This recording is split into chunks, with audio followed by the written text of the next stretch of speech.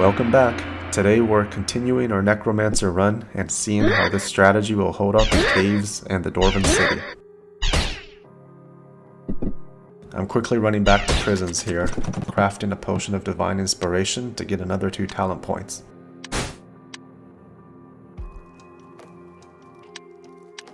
There's lots of good battle mage talents to choose from, like Ally Warp. It's going to be useful for survival, and mystical charge talent to quickly refill our wand charges. The idea is the same for every floor. Wait around the entrance for 3 or 4 wraiths to spawn from our corpse dust. Corrupt them onto our side. Then we can either follow them around or wait in one spot for them to clear out most of the floor for us. Another good idea is to keep some phase shifts around. If you've seen my other playthroughs, you'll know I'm a big fan of those.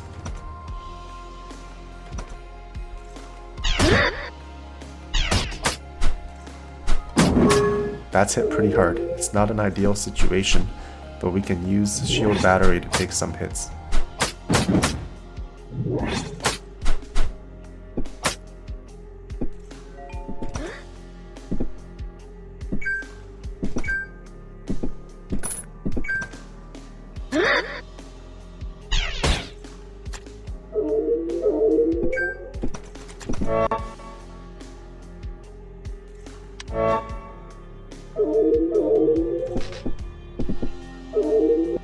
It won't hurt to grab the ink just in case. We can come back for the other stuff later.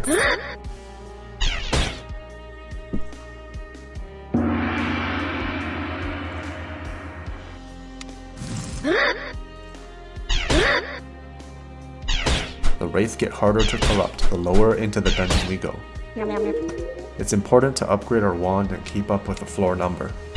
At +1 and +2, the wand is good 6 floors above the wand level for instant wraith corruption.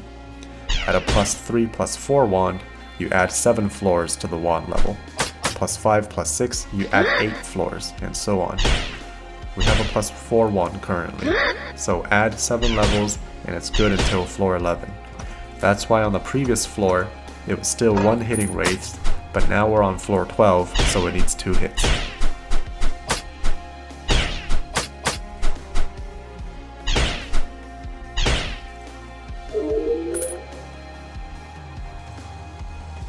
The Scroll of Challenge creates this red area around us and reduces all damage by 33%.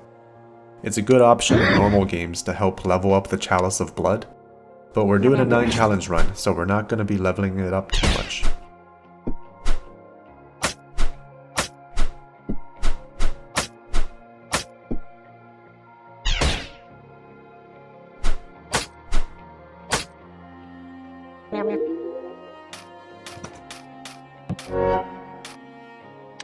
Can't go wrong with more ally warp.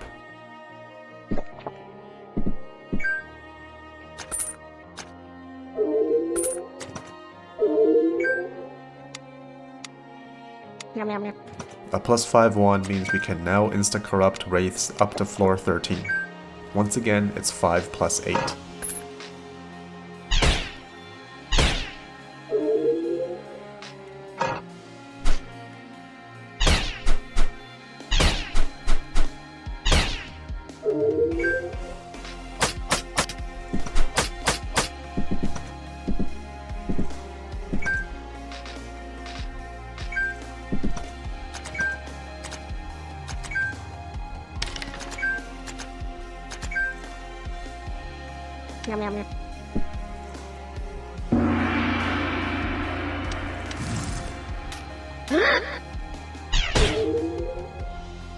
Ally Warp works with prismatic images. Pretty cool.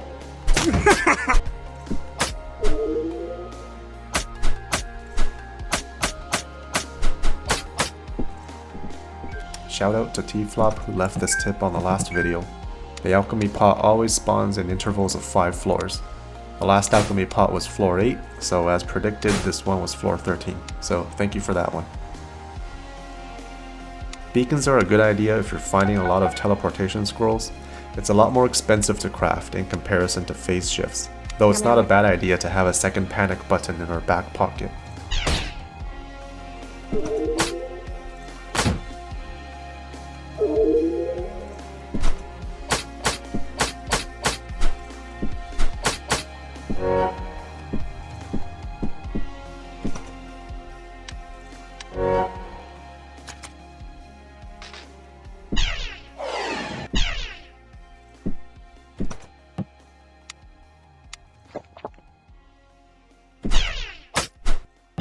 Now we're pinned down in this bunker, so we're gonna wait it out a bit and spawn some more wraiths.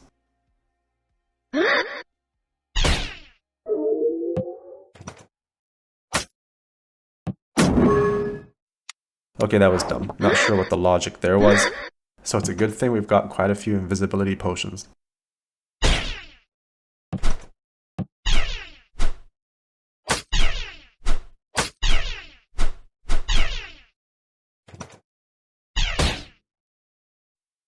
The Battle Mage's staff makes enemies go amok on hit. It's great for defending a door when a lot of enemies are on the other side.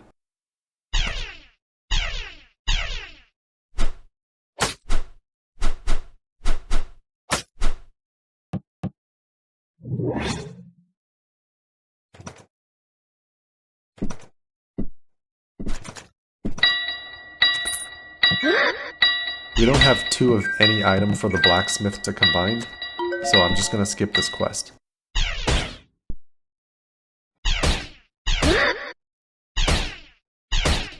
Once again, our wand is under-leveled and needs 2 hits to corrupt now on floor 14. It's still manageable, as a staff recharges on its own pretty quickly.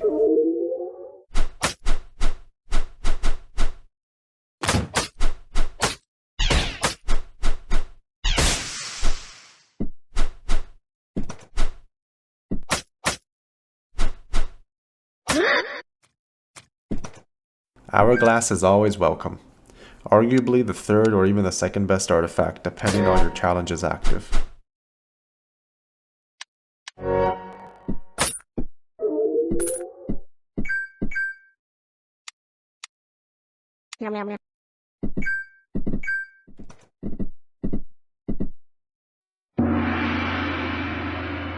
Now this is where the fun begins. I always like to reveal a bit of the map before starting the DM300 fight.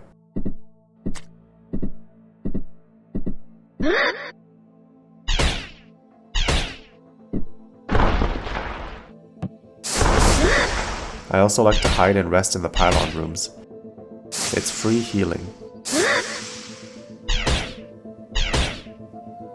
Not sure how effective the wraiths are against this thing.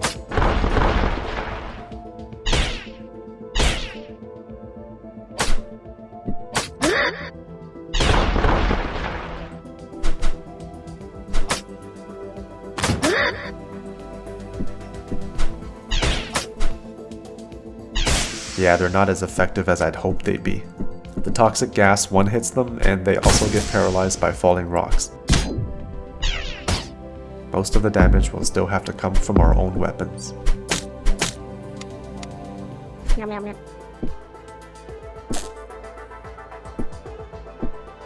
Phase shift will save us during the supercharged phases of the battle. Unless that happens.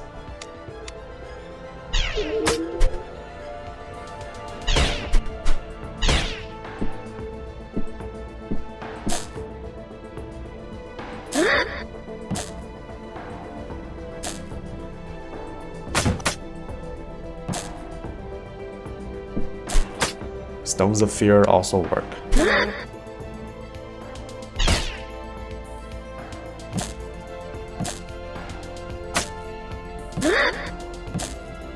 Alright, the wraiths are definitely a liability for destroying these pylons. They die too easily with all the sparks everywhere, and keep annoying us when they respawn. This guy isn't helping either.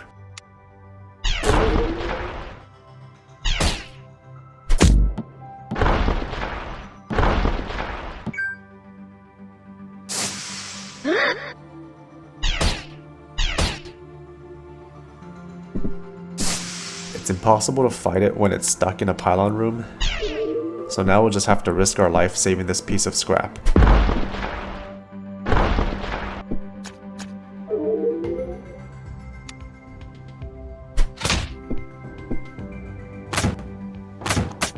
That was the only time the wraiths were useful this whole fight, and we probably didn't even need them.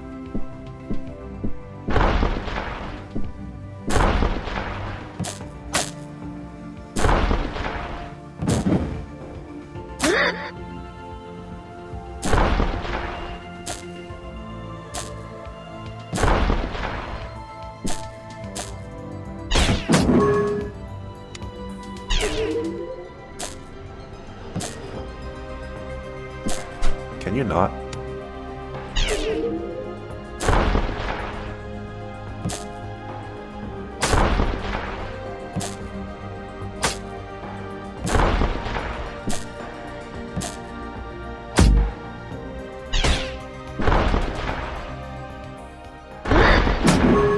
Oh, this could be bad. Of course. Okay, we still got this. Yes, we've already wasted a lot of our stuff, but now we also learned what works and what doesn't work. We know not to rely on the wraiths for damage, so kill them quickly during the pylon phases, and pray to Yogg for some better luck while using phase shifts.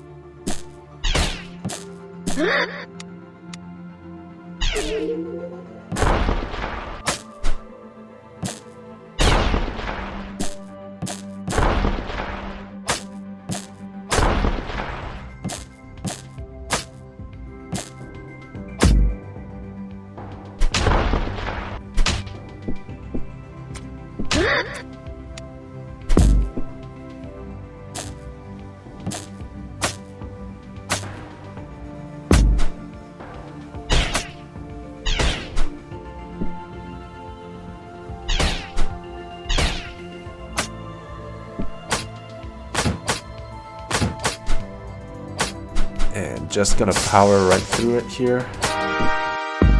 Finally. Good thing we had that ink.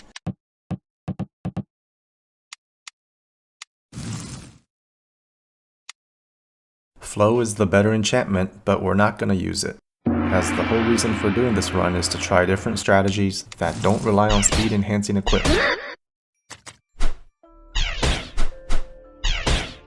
Okay, we're gonna do the same plan as caves.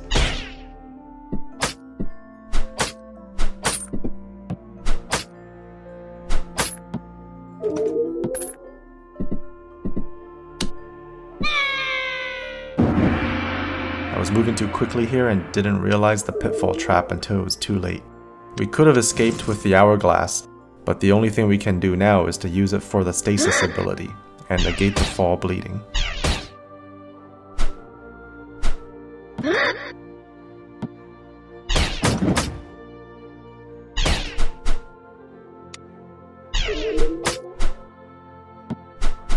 Trying to get the warlock to leave me alone.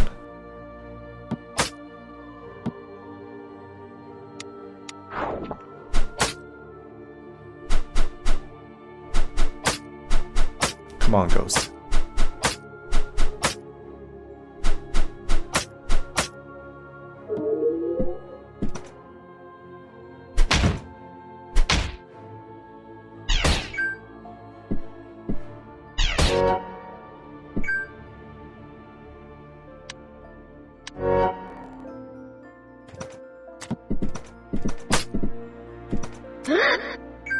It's nice to find the imp quest early.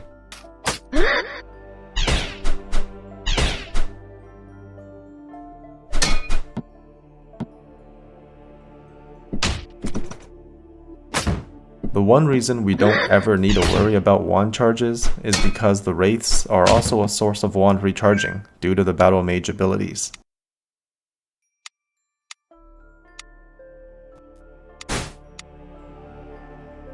Recycles are amazing value for one transmutation scroll.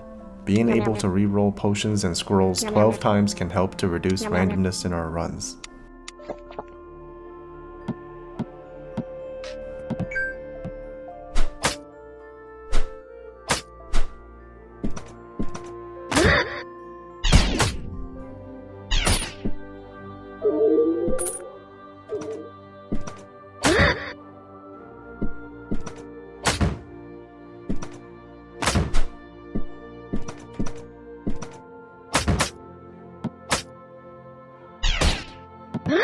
This is the last upgrade scroll we're gonna find before Demon Halls. A +7 Wand of Corruption one-hits Wraiths up to floor 16. So for the rest of the game, it's gonna always take 2 hits to corrupt. If you play with Forbidden Runes challenge off, then you can probably keep up by having more access to upgrades.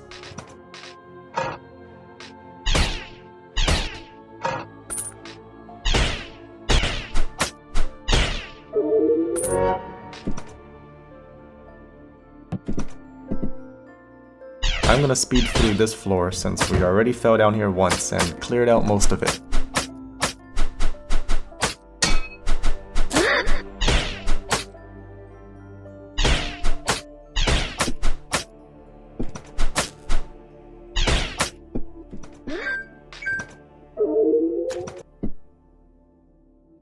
So far, my impression of the Necromancer build is very positive. It's very refreshing and the most fun I've had in a long time.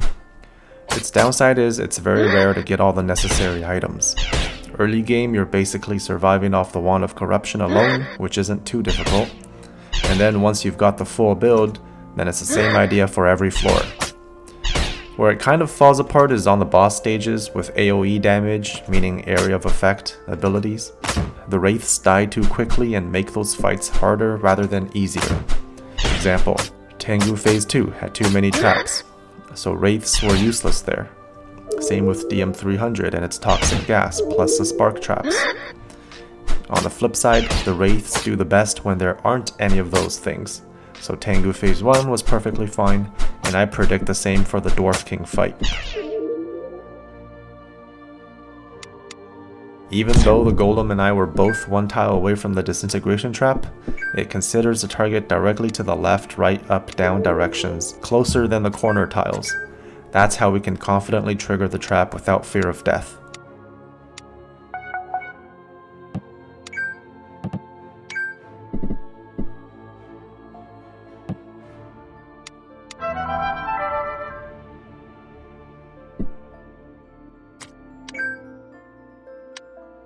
That's kinda useless, but it's still worth doing the quest just to get the imp shop later.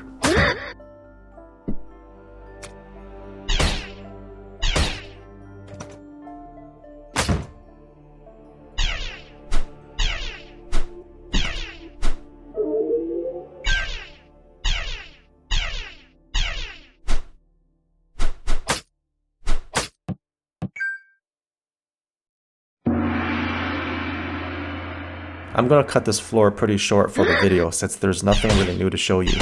Same as before, corrupt as much as possible early on, maintain control, but always keep a few different ways of getting out. We're pretty good right now with Hourglass, Phase Shifts, Beacon of Returning, and the Invisibility Potions.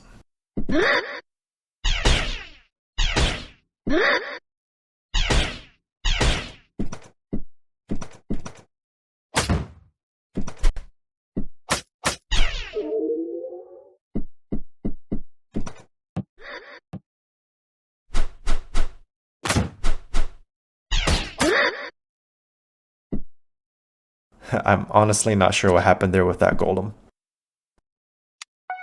Setting a beacon on the boss floor for a quick escape later.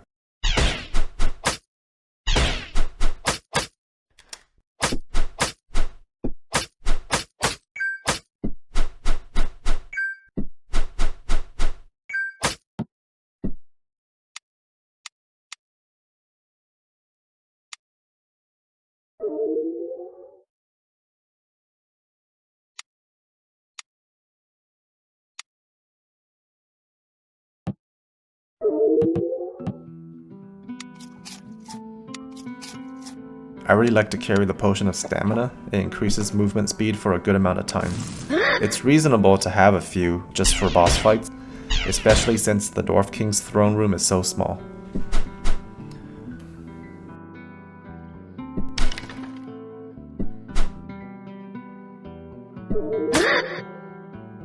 I'm expecting the Wraiths to be a lot more effective during this fight. There aren't many traps or AoE attacks, only melee fights. So positioning ourselves and looking for openings to get wand recharging strikes will be important.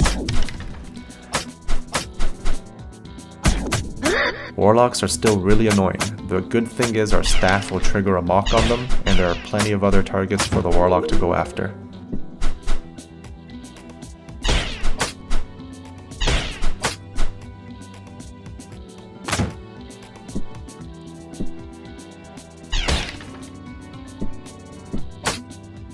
The fight is a lot messier than I expected it to be, and by that I mean there's so much going on. It can be hard to keep track of who's a mock and who's targeting who.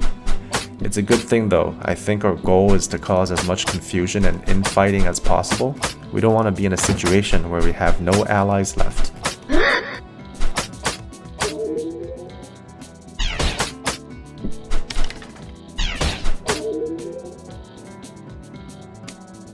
It's not a bad idea to keep a couple of recharging scrolls for the longer boss fights.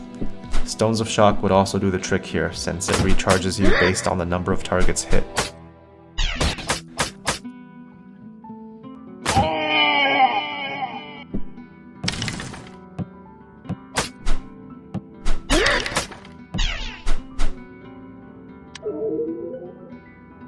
Shrouding Fog is great for these smaller areas.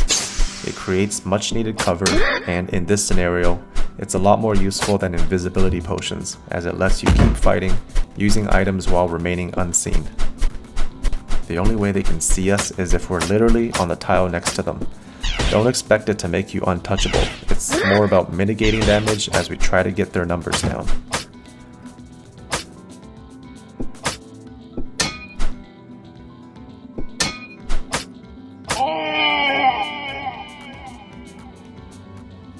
Another option to keep warlocks under control are paralytic potions. It's a bit riskier because you can potentially die if you get caught in it as well, and the amount of space we have left to move around is reduced. But nevertheless, these potions can be great crowd control.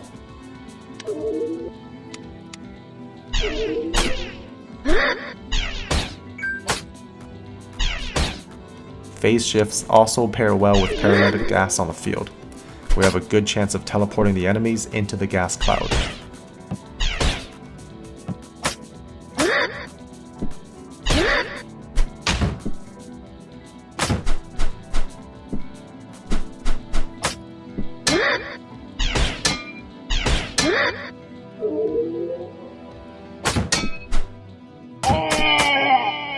For the final phase, we have a few options.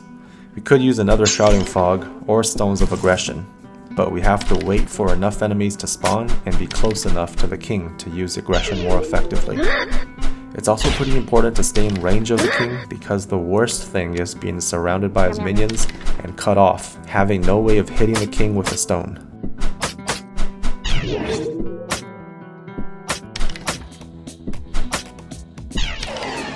Don't forget to check with the magnifying glass once in a while how much deferred damage is applied.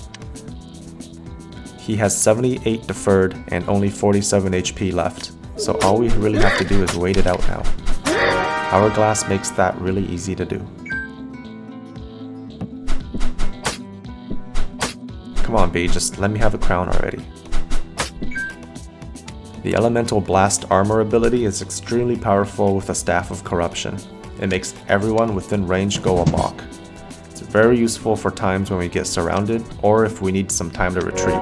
I'm going with Reactive Barrier talent to see if it gives us more survivability. Heroic Energy is also a solid choice, reducing the cost, letting you use it more often. And Blast Radius increases the range of the effect. That wraps it up for this video. Thanks again for watching. We got through another 2 dungeon chapters. See you in the next one for Demon Halls, the final boss, and Ascension.